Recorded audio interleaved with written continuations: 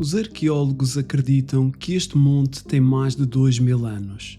Ergue-se imponente, com quase 20 metros de altura e uma base tão vasta quanto um campo de futebol.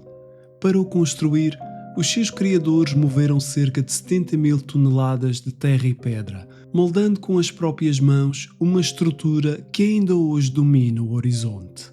O mais intrigante é o local onde se encontra, bem no coração de uma pequena cidade da Virgínia Ocidental, conhecida como Moundsville, uma localidade cujo nome se traduz literalmente em Cidade do Monte. Este monte funerário foi erguido por uma cultura pré-colombiana conhecida como Adena, uma entre várias que deixaram o seu rastro em colinas artificiais e túmulos espalhados por todo o médio oeste norte-americano. Ao longo dos anos, muitos vieram estudá-lo. Uns interessaram-se pela sua forma e proporções, outros pelo que escondia no interior: artefactos, ossadas, sinais de rituais há muito esquecidos. Mas a razão da sua construção continua a alimentar o debate mais profundo. Há quem acredite que o monte representa aquilo a que os antigos povos chamavam Axis Mundi, o eixo do mundo, o ponto onde o céu toca a terra e onde os limites entre realidades se tornam tão finos quanto véus ao vento. Esta ideia repete-se em civilizações separadas por oceanos e milénios. Surge na Yggdrasil, da mitologia nórdica, no Jardim do Éden da tradição hebraica, no Monte Olimpo dos gregos e nas pirâmides Teotihuacan no México. O Axis Mundi é entendido como um ponto de comunhão entre os mundos, uma dobra do real onde o além se aproxima do aquém como duas folhas sobrepostas. Para os egípcios era um caminho para a vida depois da morte. Para os gregos, uma ponte simbólica entre os homens e os deuses. Mas nem todos os povos o concebiam como um caminho para a ascensão.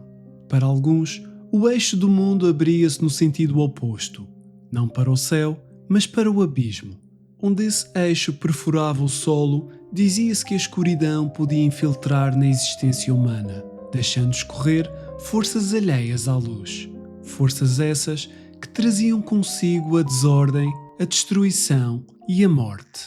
Seja bem-vindo ao Show de Horrores.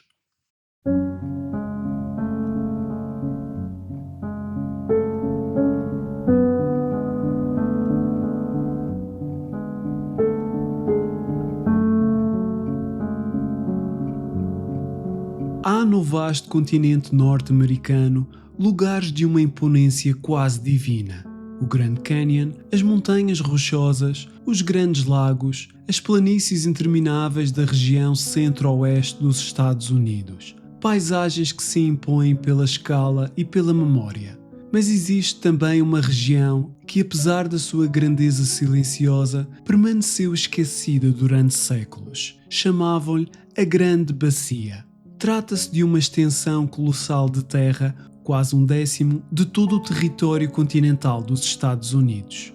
Estende-se entre a Serra Nevada e as montanhas Wasatch, um vazio aparente feito de planícies áridas, salinas antigas e elevações rochosas que parecem brotar do nada. Nos mapas mais antigos, os cartógrafos escreviam sobre ela uma designação vaga e inquieta. Lia-se Terra Misteriosa, como se receassem dar nome ao que não compreendiam. Durante muito tempo, ninguém ousou atravessá-la. Enquanto muitos exploradores traçavam rotas, colonos abriam caminhos e cidades surgiam mais ao oeste, a Grande Bacia mantinha-se como um território interdito, evitado, quase esquecido. Só no final do século XVIII, os primeiros europeus se aventuraram a entrar nesse espaço hostil. Mas o facto de poucos o terem percorrido não significava que estivesse vazio. Longe disso, aquela terra respirava histórias muito antigas. Era o lar de povos que ali viviam desde tempos imemoriais. Os Pueblo, os Apache, os Hopi, os Navarro. Entre todos, porém, o grupo mais numeroso e o mais temido era o dos Ute. Habitavam o nordeste do que hoje é o Utah, numa região conhecida como a Bacia do Uinta, e eram reputados como guerreiros ferozes. Os confrontos entre os Navarro eram constantes, feitos de ataques súbitos, represálias e vinganças que se prolongavam por gerações. Duas culturas presas num ciclo de violência difícil de quebrar. Quando os colonos brancos avançaram para o oeste, os Ute foram expulsos do seu território ancestral. Cerca de 9 milhões de hectares de montanhas, vales e rios, e empurrados para uma reserva que representava apenas uma 10ª parte dessa área. Os primeiros relatórios dos agrimensores descreviam a região com desprezo, chamando-lhe um vasto e contínuo deserto de inutilidade. Mas estavam enganados. Aquela terra aparentemente estéril escondia algo mais profundo do que ouro ou água. Guardava um passado espiritual e terrível, tecido de lendas antigas, segredos transmitidos em voz baixa e um medo que atravessara séculos. E entre todos esses mitos, nenhum era tão persistente nem tão sombrio como o do ser metamórfico, aquele que muda de forma.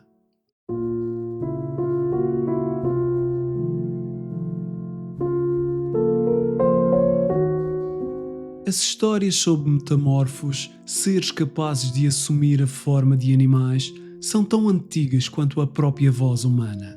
Surgem em quase todas as culturas como se tocassem um medo primordial partilhado. São variações do mesmo terror, moldadas pelo idioma, pela paisagem e pela memória de cada povo.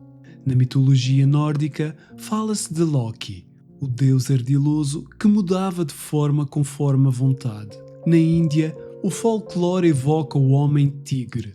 Em África, surgem figuras como o homem-leopardo ou o homem-chacal. No Ocidente, o medo europeu legou-nos o lobisomem, transformado pela superstição e pelo cinema num arquétipo universal.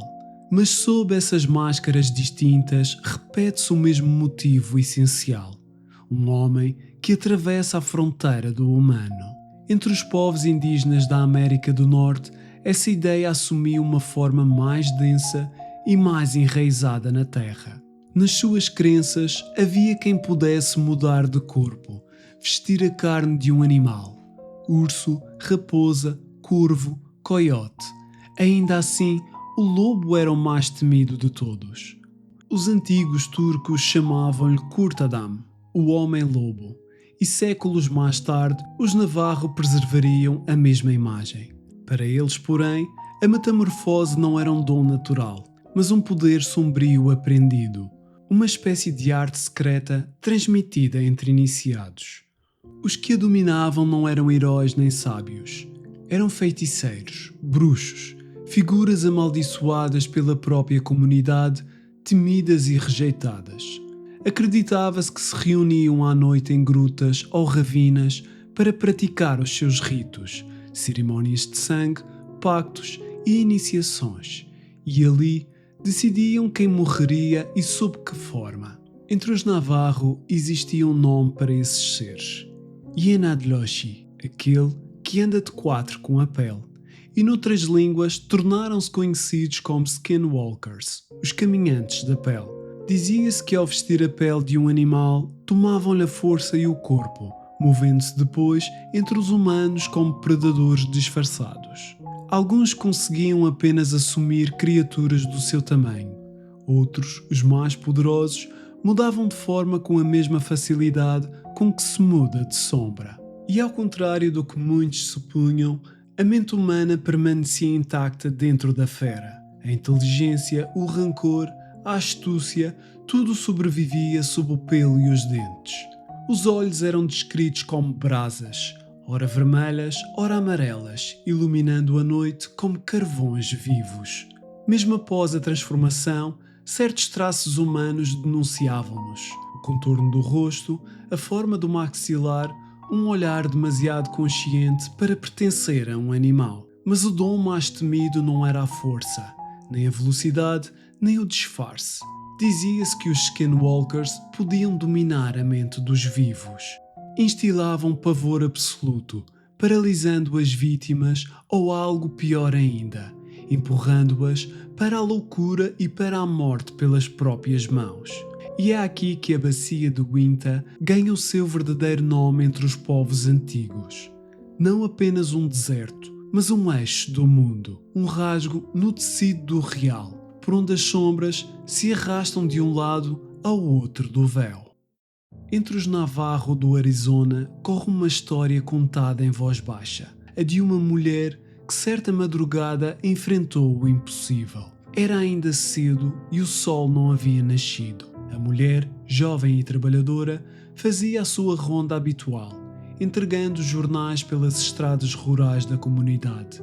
O seu filho dormia no banco traseiro do carro, enrolado em mantas, e o mundo parecia suspenso naquele silêncio frio que antecede a aurora. Foi então que ouvi um som estranho, como unhas a rasgar na chapa, um arrastar insistente na porta do passageiro. Olhou de relance e antes que pudesse reagir, a porta abriu-se com violência. Da escuridão da berma emergiu algo que não era homem nem animal, meio ereto, meio rastejante, um corpo coberto de pelo, braços desproporcionais e olhos que ardiam como fogo. A criatura enfiou uma garra no interior do carro, não para atacar a mulher, mas para alcançar o seu bebê. Só que o instinto venceu o medo. Ela carregou no acelerador e o carro disparou pela estrada poeirenta. O motor rugia de aceleração, mas ao seu lado a criatura corria à mesma velocidade, mantendo-se junto à janela, fitando-a com os olhos de brasa. Durante quilómetros, o pesadelo acompanhou-a até que ao longe surgiram as luzes de uma bomba de gasolina. Num último impulso, desviou o carro, agarrou o filho e correu para o interior do posto. Quando voltou a olhar, o monstro tinha desaparecido. Mas a sua história não era única. Um agente da polícia do Novo México relatou ter sido perseguido por algo semelhante, 2 vezes na mesma noite, ao longo de uma estrada deserta. Em 1983, uma família que viajava pela Rota 163 no Arizona viveu um encontro ainda mais perturbador. Viram uma criatura híbrida, meio homem, meio fera, coberta de pelo negro que os seguia com olhos amarelos e atentos. Havia, porém, um detalhe que gelou o sangue mais do que todos os outros. O monstro usava roupas humanas.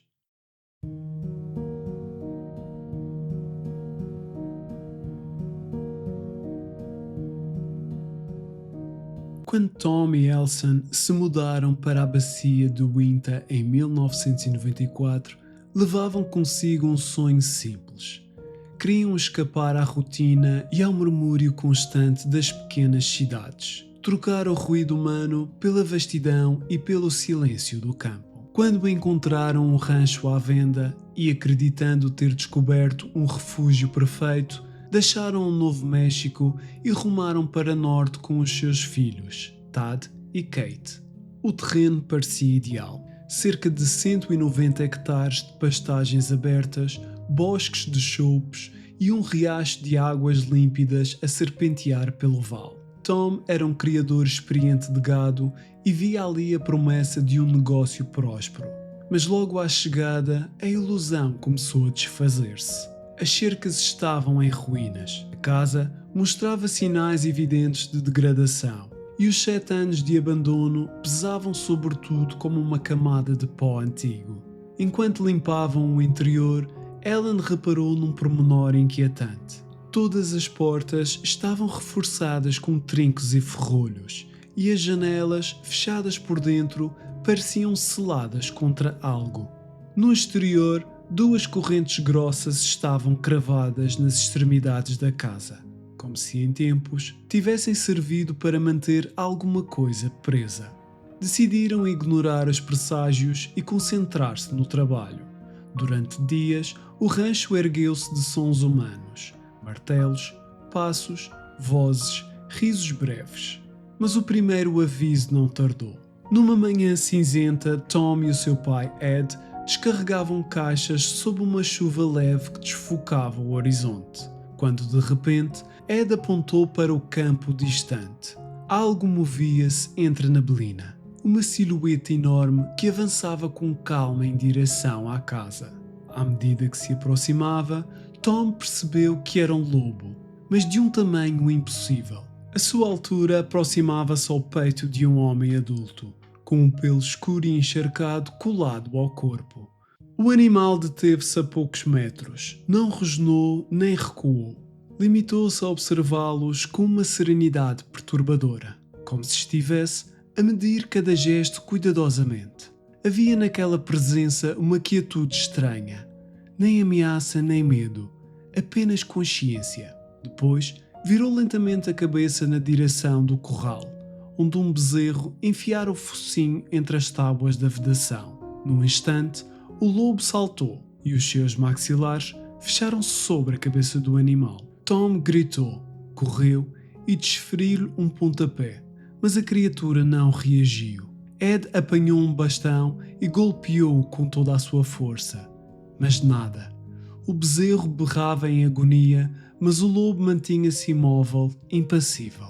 Tom mandou seu filho buscar a pistola, um revólver Magnum, e o disparo ecoou pelas colinas. A bala atingiu o flanco da criatura, mas nada aconteceu.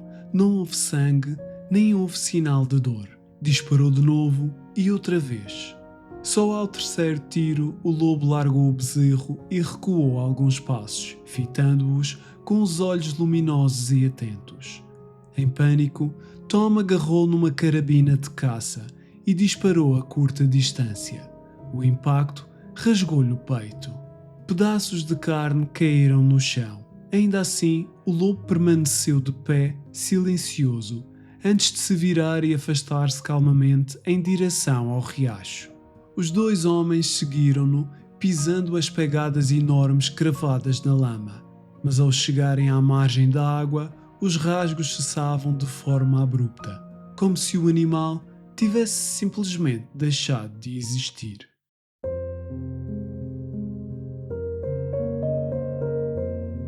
Há lugares no mundo onde a realidade parece fina como um véu gasto, e o ar vibra com algo que não pertence a este lado da criação. O rancho dos Gorman, na bacia do Uinta, era um desses lugares. Depois do episódio com o lobo, a família tentou continuar a vida. Consertaram cercas, cuidaram do gado, fingiram que o insólito não os observava. Mas o rancho recusava-se a sossegar. Noites inteiras eram rasgadas por luzes alaranjadas suspensas sobre os chopos junto ao riacho, o mesmo local onde o lobo desaparecera.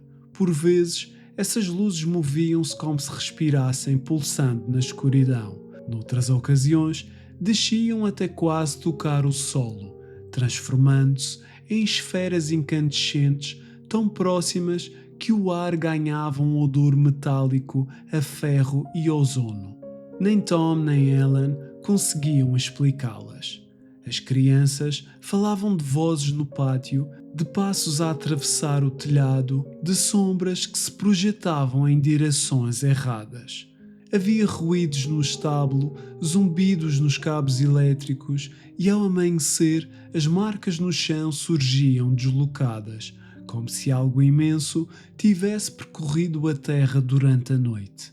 A tranquilidade rural que procuravam dissolvia-se dia após dia. O que fora pensado como um lar tornara-se um palco de presenças. Até que certa tarde, ao regressar da vila, Ellen voltou a ver o lobo. Estava parado junto ao portão do rancho, a cerca de 10 metros do seu carro. Ao seu lado, encontrava-se outra criatura, mais pequena, de corpo desproporcionado e cabeça demasiado grande. Algo que lembrava um cão, mas que claramente não o era. O frio subiu-lhe pela espinha.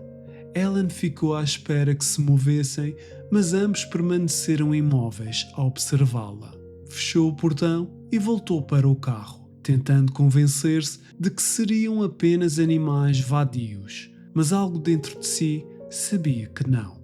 No dia seguinte, dirigiu-se ao escritório tribal dos Ute em busca de respostas. Perguntou se alguém na região mantinha lobos domesticados. Os anciãos negaram com um olhar pesado. Não se viam lobos naquela área havia quase 80 anos. Quando Ellen descreveu o animal, o silêncio instalou-se rapidamente na sala. Um dos oficiais retirou um livro antigo de uma estante, folheou-o com cuidado e mostrou-lhe uma gravura. E ali estava a sua criatura. O mesmo focinho, os mesmos olhos, a mesma imponência. Mas quando Ellen apontou, viu a expressão do homem mudar. Com voz baixa, explicou-lhe que o animal retratado não podia existir. Tratava-se de um lobo terrível, uma espécie extinta, uma criatura que, segundo a ciência, percorrera a Terra há cerca de 10.000 anos. O rancho dos Gorman, mais tarde conhecido como Skinwalker Ranch, tornou-se um nome murmurado com desconforto. Um lugar onde o real e o imaginado se confundem, onde a lógica se desfaz como a névoa ao amanhecer. Tom era um homem prático, pouco dado a crenças. O gado era a sua vida. Criava raças puras de Black Angus e Simmental, animais de linhagem registada e valor elevado. Orgulhava-se do rigor que seguia. A cada cabeça contada, cada perda registada e cada número sob controle. Mas na primavera de 1995, algo começou a escapar a esse controle. Nos seus cálculos, Tom esperava perder cerca de 5% do rebanho por doenças, acidentes ou predadores. Era o custo inevitável do ofício. No entanto, em poucas semanas, desapareceram 14 animais. Um número demasiado elevado para ser ignorado. As noites tornaram-se inquietas. Relâmpagos distantes rasgavam o céu. Ventos estranhos pareciam sussurrar o nome da família. E o mugido do gado ecoava na escuridão como um aviso. Mesmo sob chuva intensa, Tom e o filho Tad percorriam os campos a cavalo, tentando contar os animais e perceber o que se passava. Numa dessas rondas, Tad avistou uma novilha presa no lodo de uma encosta. O animal debatia-se em pânico, mas o rapaz decidiu primeiro resgatar um bezerro que também se afastara do grupo e prometeu regressar de imediato. Quando voltou, 20 minutos depois, a vaca permanecia completamente imóvel. Estava morta. Rapidamente chamou o seu pai.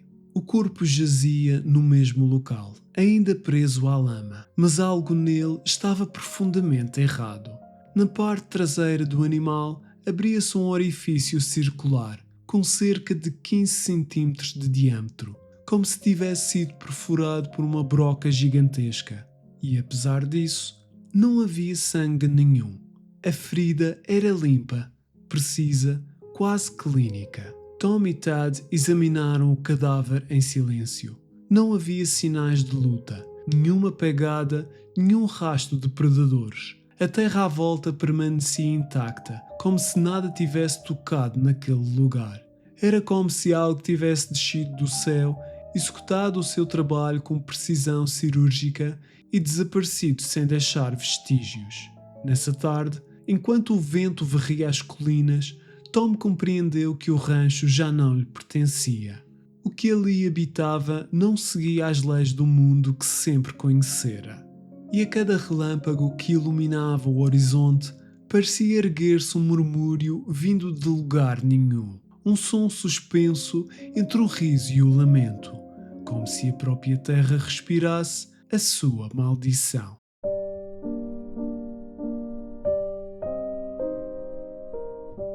Há lugares no mundo que não pertencem inteiramente à Terra. Fendas invisíveis onde o natural e o sobrenatural se tocam. Os antigos reconheciam estes pontos de contacto entre o céu e o abismo, onde as leis conhecidas se desfazem como a névoa ao amanhecer.